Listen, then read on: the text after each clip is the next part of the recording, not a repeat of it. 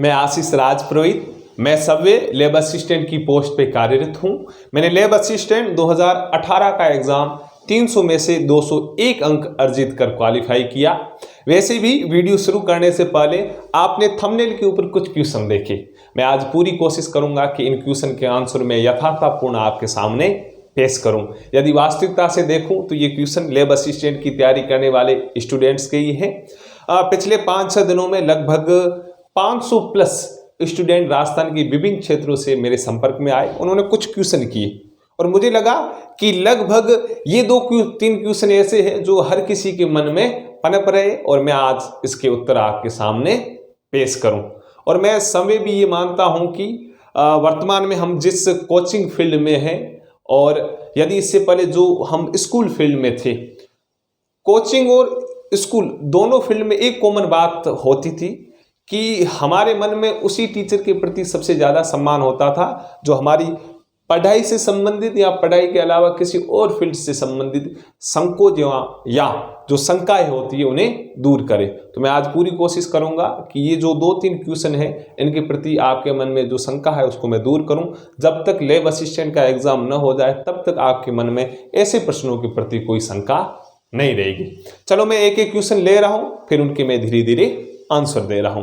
पहला क्वेश्चन है, sir lab assistant 2022 461 पदों पर होगी या इसमें और भी नए पद जोड़े जाएंगे? अधिकांश बच्चों का ये क्वेश्चन था और लाजमी है, ऐसा क्वेश्चन आना चाहिए। आ क्यों रहा है? क्योंकि आप सोच रहे हो सर लाखों फॉर्म भरे जाएंगे और वैकेंसी सिर्फ 461 पदों पर, तो हमारा नंबर कहाँ आ सकता है? तो मैं उनके लिए कहूँगा, यदि आपके अंदर वास्तविकता में कैपेबिलिटी है मेहनत करने की, रेगुलरिटी पढ़ने की, तो पूरे राजस्थान में यदि एक पद हो तो भी आप क्वालिफाई कर सकते हो। यदि आपके अंदर मेहनत करने की क्षमता नहीं है और राजस्थान में लगभग लाखों फॉर्म या लाखों वैकेंसी आए या लाखों पद आए तो भी आप क्वालिफाई नहीं कर सकते। लेकिन मैं इसका वास्तविकतापूर्ण आंसर दूँ तो आंसर यही है कि अधीनस्थ बोर्ड ने अभी तक कोई नोटिफिकेशन नहीं निकाला है कि हम नए पद जोड़ेंगे।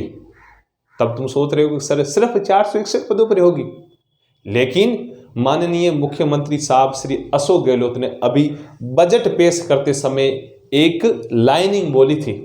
हालांकि कहन ईयर मोड में जो बात निकलो वो तो पूछो ही मत, जो को एक एक शब्द होता है वो तो कहन चंदन या एक अमृत के समान होता है।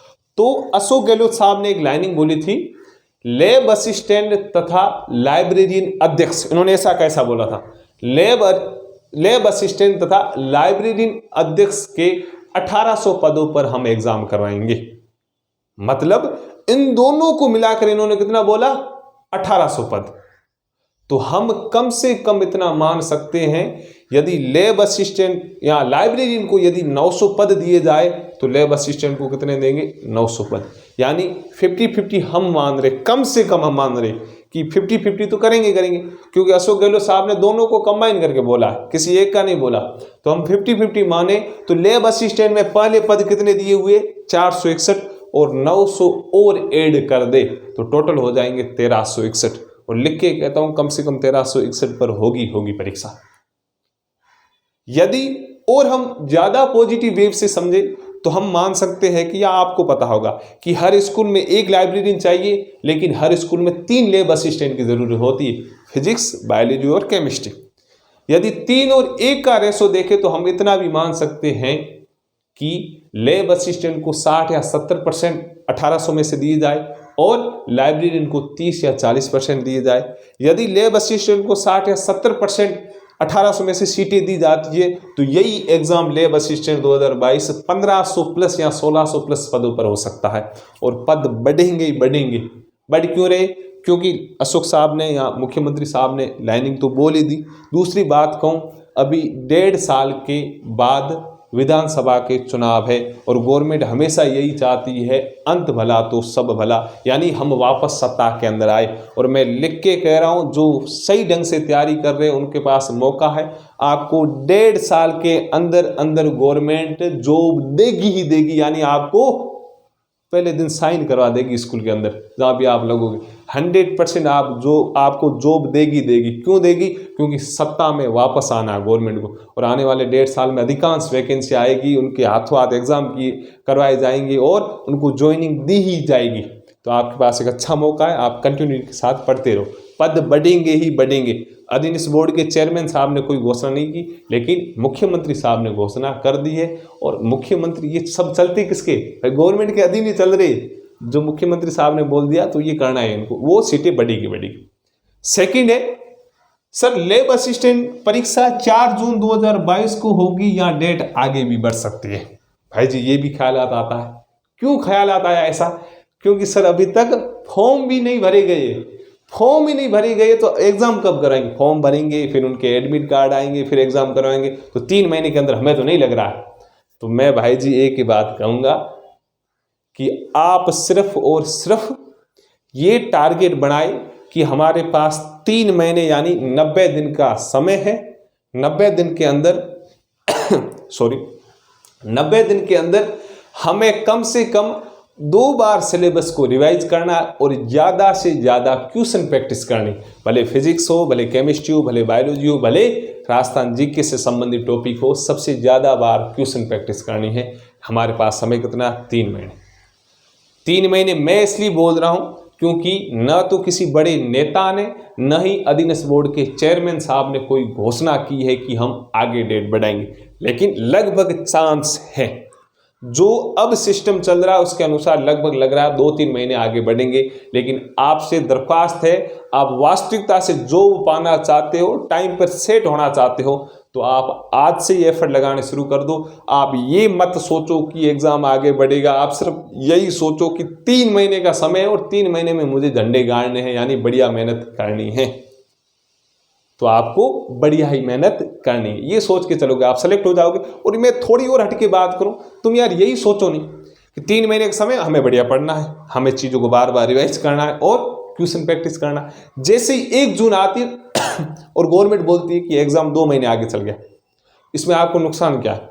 आप यही सोचो ना कि यार चलो 2 महीने और मिल गए, हम ज़्यादा और क्वेश्चन प्रैक्टिस करेंगे, 2 बार और सिलेबस को रिवाइज कर देंगे, नुकसान तो नहीं है। लेकिन तुम भौंदू क्या करते हो, तुम ये सोचते हो कि यार अभी तक फिक्स कोई डेट है नहीं, फॉर्म भरे नहीं गए, क्या नहीं, जब सही ढंग से डेट आएगी तब करेंगे तैयारी। तो मैं कह रहा हूँ तब तुम्हारा कुछ नहीं होना है, क्योंकि ये दुनिया पढ़ रही है, तुम नहीं पढ़ रहे हो। इसका मतलब ये नहीं कि कोई नहीं पढ़ रहा है, भाई पढ़ रहे हैं। लोगों ने तो 2018 में जो चयनित नहीं होंगे, कुछ ऐसे बच्चे थे जो 2-2, 3-3 नंबरों से रहे थे, वो भी आज पिछले 12-12 महीने से तैयारियां कर रहे। तो कंपटीशन को छोटा मोटा समझो मत, बढ़िया जी जान लगाकर कंटिन्यू के साथ मेहनत करो, तभी आप सफल हो पाओगे, वरना कुछ नहीं है। तो अभी भी कह रहा हूँ ये आपको सोचना नहीं है, क्योंकि ना तो अधीनस्थ बोर्ड के चेयरमैन साहब ने, ना नेता ने कोई घोषणा नहीं की। हालांकि सीटों की थी कि नए पद आएंगे नहीं आएंगे, लेकिन इसकी कोई घोषणा नहीं की है। तो आप सिर्फ यही सेटअप बढ़ाओ। हाँ मेरे हिसाब से मुझे लग रहा है लगभग 2-3 महीने आगे बढ़ेगी, लेकिन आप ये मत सोचो, आप ये सोचो कि 4 जून को एग्जाम है और उसी के अनुसार आप एफर्ट लगाओ। लास्ट क्वेश्चन है, सर हम पिछले कुछ महीनों से अच्छी तैयारी कर रहे हैं लेकिन कभी कभी डीमोटिव हो जाते हैं, इसका कोई सॉल्यूशन हो तो बताना।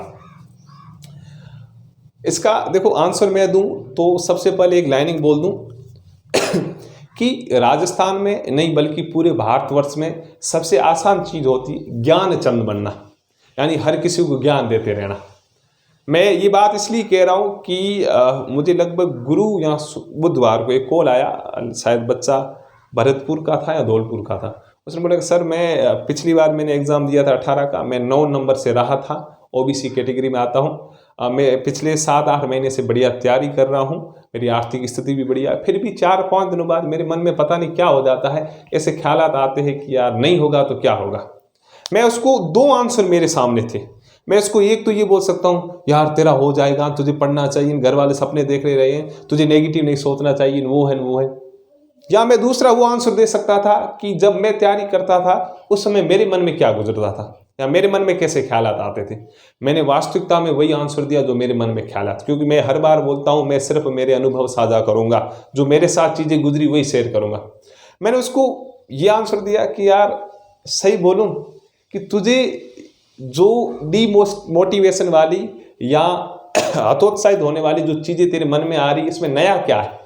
यार मेरे मन में ऐसा होता था, मैं खुद सिंसियरिटी 5-6 घंटे थ्योरी पढ़ता था, 2-3 घंटे क्वेश्चन प्रैक्टिस करता था, फिर भी पता नहीं शाम को खाना खाने के बाद एक भैरू जी या भोमिया जी दिमाग के अंदर आता था कि यार नहीं होगा तो क्या होगा, बस यही आता था। कभी मन में ऐसा ख्याल नहीं आया कि यार सिलेक्शन होगा उसके बाद लाइफ क्या होगी, लोगों का रवैया क्या होगा, मैं खुद मेरे समय के रुपए कमाऊंगा, मैं खुद आर्थिक रूप से समृद्ध हो जाऊंगा, मैं खुद मेरे परिवार वालों को रुपए दूंगा, क्या मेरी लाइफ होगी। हम ये नहीं सोचते। हम क्या सोचते, यार नहीं होगा तो क्या होगा। तो मैं अभी भी कह रहा हूं, नहीं होगा तो वो होगा जो अभी चल रहा है, लेकिन होगा वो होगा जो आपने कभी सोचा ही नहीं। और हम ये नेगेटिव सोचते क्यों है? क्योंकि हम ऐसे परिवेश में रहते हैं, हमारे चारों ओर ऐसा एक वातावरण है जो नेगेटिविटी वाला है। यदि मैं खुद समय बोल दूं यार मुझे, या अपने परिवार में कोई बोल दे कि यार मुझे कलेक्टर बनना है, तो सबसे पहले लोग ये बोलेंगे केड़ी भोड़ी बात करे, के कलेक्टर बने हगे। मतलब उन्होंने तेरे सोचने से, या जो तूने दो शब्द बोले वहां से तुझे नेग्लेक्ट कर दिया। तुम ये बोलते यार मुझे तो पकौड़े बेचने, हाँ तू बेच सकता है, तेरे अंदर टैलेंट है। मतलब भाई जी वातावरण ऐसा है, जब आपको टेंशन आती है, टेंशन का कोई कारण भी नहीं होता, तुम किसी के साथ शेयर करो तो करो भी कैसे, ऐसे लगता है कि टेंशन हो रही, बस हो रही। मेरे मन में भी ये टेंशन होती थी, तो तुम सोचोगे सर आप इस टेंशन से कैसे निकलते थे। तो मैं कह रहा हूं माखण जब पूरू डूबो है कोई कोई एड़ा मास्टर है जो को बिना स्वार्थ बिना रुपया देखे के भलो करना चाहे।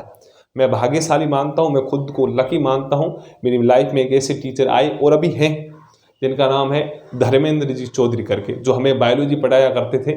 मैं जब भी डीमोटिव होता था 5-6 दिन में भूमिया जी आए जाता था, मैं उनके पास जाता था, मैं उनको बोलता था मुंह उतारा हुआ, तो बोलते की हुआ आशीष सर टेंशन हुए थी की करो। मैंने क्यों की कम टेंशन हुए, तो मैं ऐसे बोलता था पता नहीं हो रही है, नहीं होगा सिलेक्शन तो क्या होगा। तो उनका आंसर एक ही आता था, वो ऐसे बोलते थे तेरा आशीष सिलेक्शन में गारंटी के साथ कहता हूं।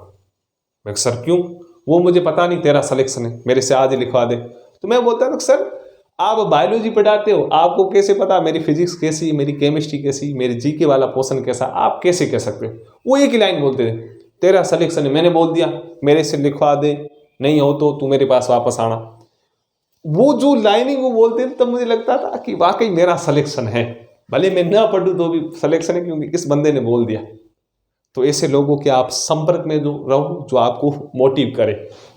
हालांकि ये चीज़ है कि डीमोटिव से संबंधित चीज़ें हम हमारे परिवार वालों के साथ शेयर नहीं कर सकते, क्योंकि मम्मी पापा के साथ ये बातें शेयर करें तो वो भी डीमोटिव हो जाते हैं। हम भी बच्चे रहे नहीं, फिर अब वो भी सोचते कि यार हम पर मंथ इनके साथ मैं उनको रुपए प्रोवाइड कर रहे हैं, कैसे भी करके इनकी फीस भर रहे, अब बच्चे ऐसी बातें कर रहे तो उनको भी बुरा लगता है। और अब हम ऐसी बातें करते भी नहीं परिवार वालों के साथ, यहाँ करनी हो तो किसी दोस्त के साथ करते। और हालांकि आजकल प्योरली या शुद्ध दोस्त मिलना एक भाग्य की बात है। तो मैं कह रहा हूँ कुछ ऐसे टीचर आप चुनो जिनको देखकर आपको लगता है कि यार ये बंदा मेरे लिए एक सही गाइडलाइन तैयार कर सकता है, तो आप उनके संपर्क में रहो। हालांकि ख्यालात आते हैं, यदि मैं कहता हूँ यदि तुम्हारे मन में नेगेटिविटी आ रही है, एक प्रेशर पैदा हो रहा है, तो आप उस प्रेशर को एक फोर्स में कन्वर्ट कर दो। हाँ मन में ऐसा होना चाहिए कि यार आज मैं 2 घंटे पढ़ा नहीं, यार 2 घंटे मेरे बर्बाद हो गए, अब मैं एफर्ट लगाऊंगा, 2 घंटों की वसूली करूंगा। या मेरा आज का दिन खराब हो गया, कोई मेहमान आ गया रूम पे, या मुझे कहीं जाना था काम पड़ गया, लेकिन मैं अगला दिन और बेटर करूंगा। ये सोचो, उस टेंशन को एक प्रेशर के रूप में लो, प्रेशर को फोर्स में कन्वर्ट करो, फिर सोचो कि यार मुझे बढ़िया तैयारी करनी। तो ये चीजें हैं, मैं मानता हूं कि आपके मन में अब इन क्वेश्चन के प्रति कोई संकोच नहीं रहेगा। बढ़िया पढ़ो, खुश रहो के पढ़ो यार। मैं कह रहा हूं नौकरी बहुत ही शानदार है, जो तुमने सोचा नहीं था वैसी ये नौकरी है। मैं तो पिछले 2 साल से इस नौकरी को एंजॉय कर रहा हूं, बहुत ही बढ़िया नौकरी। पढ़ो पढ़ो पढ़ो और मेहनत करो। मेहनत मतलब दिन रात लगा दो, लागना चाहिए, मतलब रात को सोन तब यार हाथ ऐसे जाना चाहिए कि वाह यार मजा आ गया, मैं मेरी लाइफ में इतना नहीं पढ़ा अभी पढ़ रहा हूँ। और साइंस भी फेल हो जाती है इससे आगे। लोग बोलते हैं कम से कम 7-8 घंटे आप नींद लो, वो करो, लेकिन जब अंदर एक पैशन होता है कि यार मुझे इस चीज़ को पाना है, तो 2 घंटे भी नींद लेते हो, थकावट नहीं आती।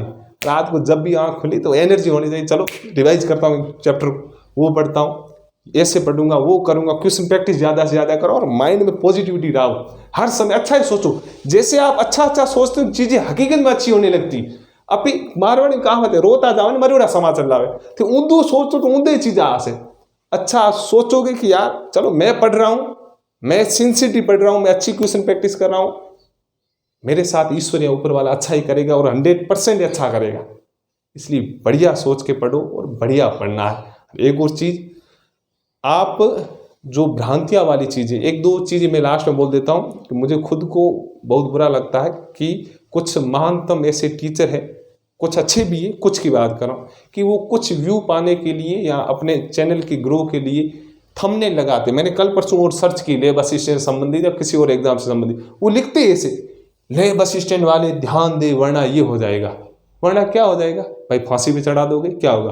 तुम वो 2-3 मिनट का वीडियो देखते हो, लास्ट में निष्कर्ष कुछ नहीं निकलता। तो मैं छोटे भाइयों या मेरे मित्रों आपसे यही कहूँगा कि आप इन्हीं चीज़ों से दूर रहो। वैसे भी इससे संबंधित मैंने एक वो लैब असिस्टेंट का वीडियो डाला था, टोटली 3 वीडियो है, एक कटु सत्यता युक्त है, एक पिछले संडे डाला था, एक आज डाला। तो ये यदि आपको देखने हो तो आप प्ले लिस्ट में मोटिव करके कोई एक प्ले लिस्ट बनाई हुई मोटिवेशन करके आप वहाँ पे देख सकते हो। मैं अभी भी कह रहा हूँ ऐसी भ्रांतियों से आप दूर रहो। यदि आपको कुछ वास्तविकता चाहिए तो आप अधीनस्थ बोर्ड की वेबसाइट के ऊपर जाओ, नोटिफिकेशन में जाके देखो कोई नई चीज़ आई है नहीं आई। बाकी चीज़ों से अलग रहो, कचरा देखो मत, और ज़्यादा से ज़्यादा सिंसियरिटी होकर पढ़ाई करो और एक एक मिनट को सही ढंग से यूटिलाइज करो। Best of luck. मैं कोशिश करूंगा वापस अगले संडे आने की, और कुछ क्वेश्चन आपके मन में हो तो आप मेरे साथ ज़रूर शेयर करें। शेयर करने का यदि साधन देखो तो आप जैसे मेरे चैनल को ओपन करोगे सबसे ऊपर मेरा नाम है, नीचे की ओर मेरे नंबर है। Best of luck. अपने स्वास्थ्य का ध्यान बनाए रखिए और पॉजिटिव वेव के साथ मेहनत कीजिए, आप जरूर सफलता प्राप्त करोगे। जय हिंद।